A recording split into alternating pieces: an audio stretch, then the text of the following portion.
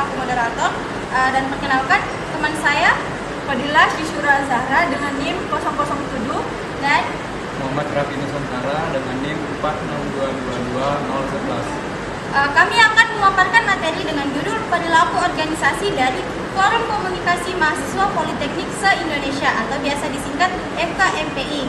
Adapun dosen pengampu mata kuliah ini yaitu ada Bapak Dr. Andes Sirajudin Umsa, SE, MED, MGMT, dan juga Bapak Dr. Andes Zulkarnain Mansur, SE, MM. Adapun subbab materi yang akan kami paparkan yaitu yang pertama ada gambaran umum, yang kedua keberagaman di organisasi, sikap dan kepuasan kerja, emosi dan suasana hati, kepribadian dan nilai-nilai, persepsi dan pembuatan keputusan individu, konsep dan penerapan motivasi, perilaku kelompok dan kerja tim, komunikasi, kepemimpinan, konflik dan negosiasi, budaya organisasi, perubahan organisasi, manajemen stres, kesimpulan dan rekomendasi. Pertama-tama saya akan memaparkan gambaran umum FKMPI. FKMPI atau Forum Komunikasi Mahasiswa Politeknik se-Indonesia adalah organisasi nasional mahasiswa politeknik seluruh Indonesia, termasuk di Makassar, yang berfungsi sebagai wadah komunikasi, kolaborasi, pengembangan diri, dan turut serta membangun bangsa, dengan perwakilan dari berbagai politeknik di Indonesia, termasuk di wilayah Makassar. Jadi, FKMPI Makassar merujuk pada perwakilan atau anggota FKMPI yang berasal dari kampus politeknik di Makassar. FKMPI adalah organisasi nasional yang menjadi wadah komunikasi, kolaborasi, dan pengembangan diri bagi mahasiswa politeknik di seluruh Indonesia. Sebagai presentasi mahasiswa politeknik, kami memiliki komitmen untuk menciptakan insan politeknik yang kompeten, inovatif, dan siap bersaing di era global. Adapun tujuannya adalah komunikasi, kolaborasi, pengembangan diri, dan kontribusi untuk kemajuan bangsa. Masalah yang akan kami bahas adalah setelah kami melakukan wawancara dengan saudara Kak Akram, yaitu sebagai koordinator bidang kepemudaan. Adapun masalah yang sering terjadi di FKMPI adalah terkait miskom antar anggota organisasi. Kemudian dalam hal waktu, anggota FKMPI terkadang tidak tepat waktu, apalagi saat ada pertemuan secara online, dikarenakan sulitnya mengatur jadwal kuliah dan organisasi masing-masing anggota. Karena semua yang bergabung di organisasi FKMPI ini adalah mahasiswa aktif, baik aktif di perkuliahan maupun organisasi dalam kampus mereka. Masalah ini sangat berdampak pada kinerja, yang kena dampak tersebut akan mengalami penurunan kinerja, keaktifan, dan partisipasi pada FKMPI. Maka diperlukan strategi manajemen waktu yang efektif agar masalah ini segera diselesaikan dengan baik. Baik, yang kedua saya persilahkan untuk pemateri pertama memaparkan materi kita. Saudari Fadilah Syishura, saya persilahkan. Materi terkait keberagaman di organisasi. Untuk teorinya yaitu keberagaman dalam organisasi merupakan hal umum yang sering dijumpai. Organisasi yang mengandalkan pada keunikan sumber daya cenderung menjadikan keberagaman sebagai salah satu faktor yang dikelola dengan baik agar dapat menghasilkan ide-ide unik yang mendukung kinerja optimal dari sebuah organisasi. Menurut Robinson dan Dekan 1997, keberagaman dalam organisasi merujuk pada perbedaan yang ada di antara individu dalam suatu kelompok atau organisasi yang mencakup berbagai atribut seperti ras, etnis, gender, usia, kemampuan fisik, orientasi seksual, dan juga latar belakang pendidikan. Dalam keberagaman di FKMPI yang kami jadikan objek, yaitu seperti perbedaan usia, latar belakang, dan juga gender, setelah kami melakukan wawancara pada narasumber, menurut pendapatnya, perbedaan ini adalah sesuatu yang menjadikan organisasi ini kuat, karena tujuan organisasi adalah tempat berkumpulnya semua namun memiliki satu tujuan yang sama. Karena salah satu visi misi organisasi adalah bersatu walaupun berbeda-beda. Baik, untuk poin selanjutnya yaitu sikap dan juga kepuasan kerja. Teorinya itu sikap kerja adalah perasaan positif atau negatif karyawan terhadap berbagai aspek pekerjaannya. Sedangkan kepuasan kerja atau job satisfaction adalah hasil evaluasi sikap tersebut, yaitu perasaan puas atau tidak puas terhadap suatu pekerjaan secara keseluruhan karena terpenuhinya kebutuhan dan harapan. Keduanya sangat berkaitan, di mana sikap yang baik akan menumbuhkan kepuasan dan kepuasan akan mendorong kinerja positif dan loyalitas. Terkait sikap dan kepuasan, yang dimana sebagai anggota FKMPI tentu saja kepuasan ketika melakukan kerja tim dan memiliki teman yang aktif dan responsif. Pasti setiap anggota akan merasakan kepuasan sendiri dalam melakukan pekerjaan dan melaksanakan tanggung jawab di organisasi tersebut. Karena bukan hanya kita yang merasa aktif di organisasi tersebut, sedangkan jika kita sendiri yang aktif pasti akan menimbulkan perasaan kurang nyaman. Dalam hal tanggung jawab, jika semua tugas dan tanggung jawab sudah selesai, pasti masing-masing anggota akan merasa puas karena tentu saja tugas mereka sudah diselesaikan. Baik, untuk poin selanjutnya yaitu terkait emosi dan juga suasana hati. Emosi adalah perasaan intens dan spesifik terhadap objek atau peristiwa tertentu. Misalnya suatu hal kita merasa marah ataupun senang. Sementara suasana hati atau mood adalah perasaan yang kurang intens, lebih umum dan berlangsung lebih lama tanpa pemicu jelas. Seringkali merupakan gabungan emosi spesifik. Emosi adalah dorongan untuk bertindak, muncul karena pemicu spesifik dan cepat berubah. Sedangkan suasana hati bisa berlangsung lama, mempengaruhi kinerja secara keseluruhan. Di organisasi ini, menurut pandangan narasumber, sesuatu yang baik, misalnya suasana hati atau mood, bisa diekspresikan atau diutarakan. Namun jika hal itu tidak baik, maka sebaiknya jangan diekspresikan dalam lingkungan organisasi. Karena lebih bagus mengekspresikan suasana hati yang baik. Karena jika mengekspresikan suasana hati yang baik, teman-teman kita pasti akan mendapatkan energi positif dari kita. Namun jika hal negatif atau suasana hati kurang baik, akan mempengaruhi lingkungan organisasi tersebut menjadi tidak baik. Mungkin lanjut ke poin kepribadian dan juga nilai-nilai. Kepribadian adalah pola unik dan stabil dari pikiran, perasaan, dan perilaku seseorang. Sementara nilai-nilai adalah keyakinan mendasar tentang apa yang penting dalam hidup yang memandu pilihan dan tujuan hidup seseorang. Keduanya saling terkait di mana nilai-nilai mempengaruhi kepribadian dan kepribadian membentuk cara nilai-nilai itu mewujudkan dalam perilaku. Dengan nilai bertindak sebagai hal yang mengarahkan tujuan, sementara kepribadian menentukan bagaimana seseorang bertindak.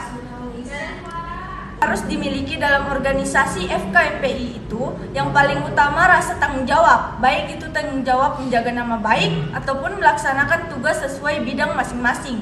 Nilai lainnya seperti kolaboratif sering dilakukan di FKMPI antar kampus untuk melaksanakan proyek besar dan pembuatan keputusan individu. Persepsi adalah proses individu mengintegrasikan kesan sensorik untuk memahami lingkungannya, yang sangat mempengaruhi cara mereka membuat keputusan dengan menyaring informasi, mengevaluasi pilihan, dan seringkali menimbulkan bias seperti efek halo atau terlalu percaya diri yang bisa menyimpang dari realitas objektif, sehingga pemahaman yang baik tentang persepsi dipengaruhi oleh penilai, target, dan situasi. Penting untuk mengambil keputusan yang lebih rasional dan juga efektif. Persepsi anggota FKMPI berasal dari berbagai politeknik dan juga daerah. Persepsi anggota FKMPI yang berasal dari berbagai politeknik dan juga daerah memiliki persepsi yang berbeda-beda mengenai urgensi isu nasional atau prioritas program kerja. Misalnya anggota dari Jawa mungkin memandang isu A sebagai prioritas, sementara anggota dari luar Jawa memandang isu B lebih mendesak. Persepsi ini dipengaruhi oleh latar belakang kampus dan daerah masing-masing. Pembuatan keputusan atau pengambilan keputusan sering dilakukan secara kolektif, seperti diadakannya rapat atau musyawarah nasional. Namun ketika seorang koordinator wilayah atau biasa kita kenal sebagai korwil harus membuat keputusan cepat terkait komunikasi atau event lokal, keputusan tersebut dipengaruhi oleh persepsi selektif. dan hierarki ketersediaan yang paling mudah diingat misalnya pengalaman buruk pada event sebelum. Baik, poin selanjutnya terkait konsep dan juga penerapan motivasi. Berdasarkan hasil wawancara kepada narasumber sebagai koordinator bidang kepemudaan, konsep motivasi dalam FKMPI sebagian besar bersifat intrinsik karena tidak ada gaji. Motivasi utama yang diterapkan dalam organisasi ini biasanya membutuhkan afiliasi atau sosial yang dimana keinginan untuk menjalin jejaring atau persahabatan dan rasa memiliki antar politeknik. Motivasi kedua, kebutuhan prestasi yang artinya keinginan untuk sukses menyelenggarakan event besar dan menghasilkan rekomendasi kebijakan yang berdampak. Untuk penerapan motivasi di dalam organisasi FKMPI ini melalui pengakuan seperti pemberian sertifikat, penghargaan, dan juga pemberdayaan, misalnya memberikan tanggung jawab besar kepada anggota muda yang memenuhi kebutuhan pertumbuhan dan juga pengembangan. Baik, masuk ke poin perilaku kelompok dan juga kerja tim. Perilaku kelompok adalah studi tentang bagaimana individu dipengaruhi oleh pikiran, perasaan, dan juga perilaku orang lain dalam suatu kelompok, termasuk dinamika interaksi, konformitas, dan pembentukan norma. Sedangkan kerja tim adalah penerapan perilaku untuk mencapai tujuan bersama secara sinergis di mana tim yang efektif memiliki komitmen bersama, tanggung jawab timbal balik, keterampilan yang saling melengkapi, dan juga kinerja yang melampaui penjumlahan kontribusi individu. Di FKMPI tentu saja akan ada pembentukan tim karena FKMPI beroperasi melalui struktur tim lintas wilayah. Misalnya dilakukan pembentukan tim panitia nasional dan tim fungsional. Seperti yang sudah dibahas pada rumusan masalah di atas, karena jarak fisik atau dilakukan secara online, tim seringkali mengalami konflik karena perbedaan jam kuliah, zona waktu, dan juga gaya komunikasi yang dapat menyebabkan anggota organisasi tersebut berstatus anggota pasif jika tanggung jawab tidak jelas. Maka jika masalah ini terjadi, solusinya yaitu membangun norma tim yang jelas sejak awal, terutama terkait disiplin waktu online dan juga alur koordinasi yang efisien. Komunikasi adalah proses inti di mana anggota berbagi informasi, makna, dan emosi untuk mencapai tujuan, mengendalikan perilaku, memotivasi, dan memberikan wadah ekspresi. Mencangkup komunikasi formal, atas bawah atau bawah atas atau horizontal, dan informal, serta bentuk lisan, tulisan, dan nonverbal yang krusial untuk koordinasi pengambilan keputusan dan budaya perusahaan yang sehat. Dalam rumusan masalah sudah dibahas konflik dalam komunikasi yang tinggi akibat penggunaan saluran komunikasi yang beragam seperti formal, informal, chat, meet, dan zoom, serta penyaringan informasi yang terjadi antara pusat dan daerah. Hal ini dapat menyebabkan informasi penting tidak tersampaikan secara utuh. Solusinya ialah menciptakan protokol komunikasi baku atau SOP yang mendefinisikan saluran mana yang digunakan untuk topik spesifiknya. Misal WA untuk pengumuman mendesak, email untuk laporan formal, dan menetapkan juru bicara seperti sekretaris di setiap tingkat untuk mencegah penyaringan yang tidak perlu, memastikan konsistensi pesan. Dan kita lanjut pada kepemimpinan. Kepemimpinan organisasi ialah langkah pertama yang penting dalam mengidentifikasi dan memberlakukan tujuan dan nilai-nilai etika yang penting bagi keselarasan internal, efektivitas pasar eksternal, dan tanggung jawab terhadap para pemangku kepentingan. Sarjana Chester Barnard mendefinisikan pendekatan kepemimpinan berbasis nilai pada tahun 1939 sebagai pendekatan yang menghilami atau keputusan pribadi yang kooperatif dengan menciptakan keyakinan pada pemahaman bersama, keyakinan pada kemungkinan keberhasilan, keyakinan pada kepuasan akhir dari motivasi pribadi, dan keyakinan pada integritas tujuan bersama. Kepemimpinan didefinisikan sebagai kemampuan untuk mempengaruhi pengikut untuk mencapai tujuan bersama melalui tujuan bersama Pemimpin organisasi bertanggung jawab kepada berbagai pemangku kepentingan dan pemegang saham serta karyawan untuk memenuhi tujuan organisasi.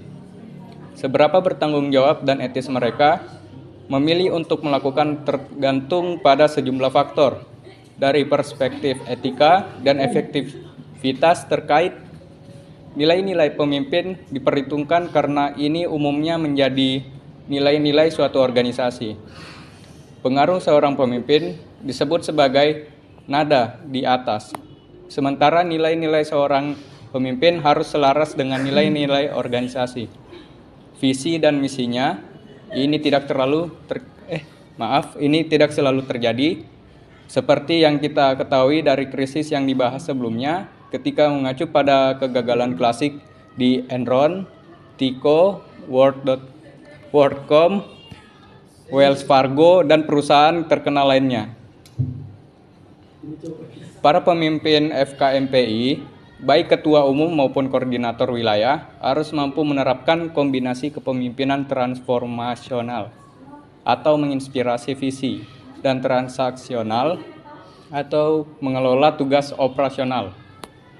Tantangannya adalah mempertahankan otoritas informal dan semangat ideologis di lingkungan yang semuanya adalah rekan mahasiswa.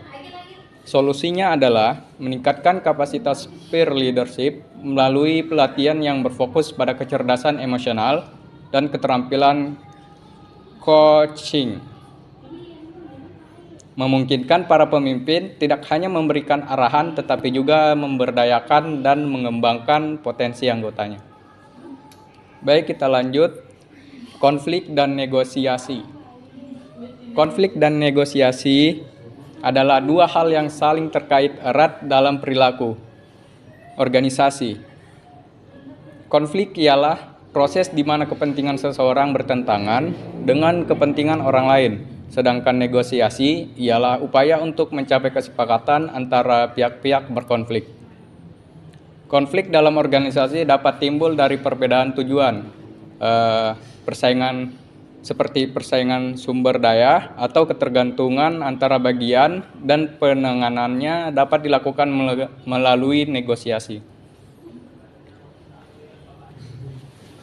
Pandangan tugas yang sebenarnya bisa tidak fatal jika dikelola dengan baik, namun berisiko meluas menjadi konflik hubungan. Negosiasi pun sering terjadi dalam perebutan sumber daya atau jadwal. Solusinya ialah melatih semua pengurus inti dalam negosiasi, fokus pada menentukan kepentingan di balik posisi yang diajukan. Selain itu, mediasi pihak ketiga yang netral, misalnya Dewan Penasihat atau alumni, harus disiapkan untuk mengintervensi sebelum konflik tugas menjadi konflik personal yang merusak. Dalam organisasi tentu banyak sekali konflik terjadi. Di rumusan masalah sudah dijabarkan beberapa konflik yang sering terjadi, dan tentu saja ketua dan semua anggota FKMPI harus melakukan negosiasi untuk meminimalisir terjadinya konflik besar yang dapat memecah belah tim. Terkait dengan budaya organisasi.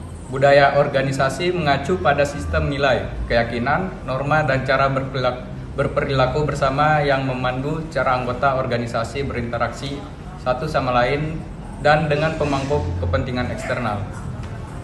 Ini adalah kepribadian organisasi yang secara mendalam memengaruhi segala hal, mulai dari pengambilan keputusan dan produktivitas sehingga kepuasan kerja karyawan dan retensi. FKMPI harus secara sadar mempertahankan budaya kolaboratif yang kuat seperti persaudaraan dan kekeluargaan yang menjadi perekat bagi sukarelawan lintas kampus. Namun, budaya yang terlalu fokus pada kekeluargaan berisiko mengorbankan profesionalisme dan akuntabilitas. Solusinya adalah menyeimbangkan budaya dengan memasukkan nilai kinerja atau performance value dalam ritual dan artefak. Misalnya menyelenggarakan ritual penghargaan kinerja terbaik yang mengapresiasi bukan hanya kehadiran, tetapi juga hasil kerja terukur. Sehingga budaya kolektif tetap kuat tanpa mengorbankan standar profesionalisme.